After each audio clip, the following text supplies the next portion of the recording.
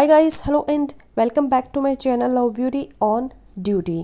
Friends, आज के video में हम बात करेंगे पीरियड खत्म होने के तुरंत बाद अगर हस्बैंड और वाइफ आपस में मिलाप करते हैं, रिलेशन बनाते हैं, तो क्या तुरंत प्रेगनेंसी हो जाएगी तुरंत बाद माहवारी के या नहीं होगी, गर्भ ठहरेगा या नहीं ठहरेगा।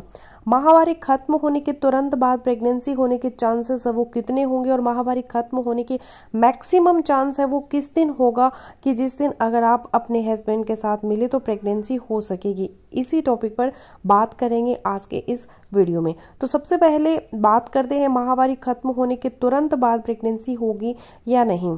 कुछ लोगों का ये मानना है कि पीरियड खत्म होने के तुरंत बाद प्रेगनेंसी कंसीव होने के चांसेस 80% होते हैं, बट ऐसा नहीं है क्योंकि माहवारी खत्म होने के तुरंत बाद तो अभी एग भी नहीं होता आपके अंदर। अगर अभी आप मिल भी लेते हैं तो प्रेगनेंसी कैसे होगी।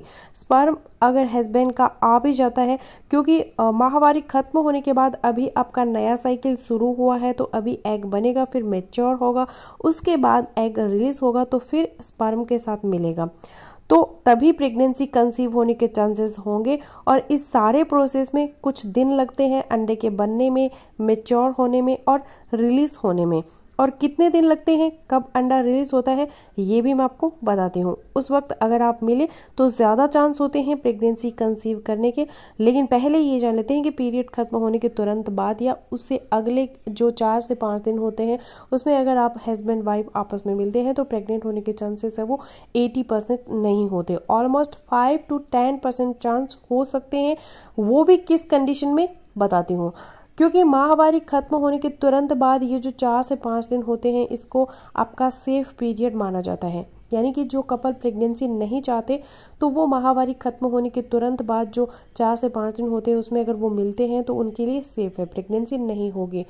और ऑन द अदर हैंड हम देखें तो जो कपल्स प्रेग्नेंट होने के लिए ट्राई कर रहे हैं, तो ये जो 4 से 5 दिन होते हैं पीरियड के तुरंत बाद के, इसमें प्रेग्नेंट होने के बहुत ही कम चांस होते हैं। अब जो 5 to 10% चांसेस होते हैं वो किस कंडीशन में होते हैं, स्पॉज की पीरियड खत्म हो गई, माहवारी खत्म हो गई, उसके बाद जो अगला हफ्ता था उसके आखिरी दिन आप मिले, यानी कि मेंसेस खत्म होने के बाद के जो 7वां या फिर 8वां दिन था, उस दिन आप अपने हस्बैंड के साथ मिली और उस दिन के बाद आपने मिलाप नहीं किया, तो उस वक्त आपके हस्बैंड का स्पर्म जो है वो आपके अंदर रह गया। और स्पर्म की जो लाइफ होती है वो मैक्सिमम 5 से 6 दिन होती है। 5 से 6 दिन महिला की बॉडी के अंदर स्पर्म है वो जिंदा रह सकता है। यानी अगर आपने उसके बाद मिलाप नहीं किया तो अगले 5 दिन आप ऐड करेंगे, 5 दिन तक स्पर्म जिंदा रह सकता है। आपने 8वें दिन मिलाप किया तो 8 और 5 13, तो वही 13-14 जो आपका ओवुलेशन डे होता है, उस दिन पर आपका एग रिलीज हुआ, लेकिन जो स्पर्म पहले से पड़ा हुआ था वो उससे साथ जाके मिल गया।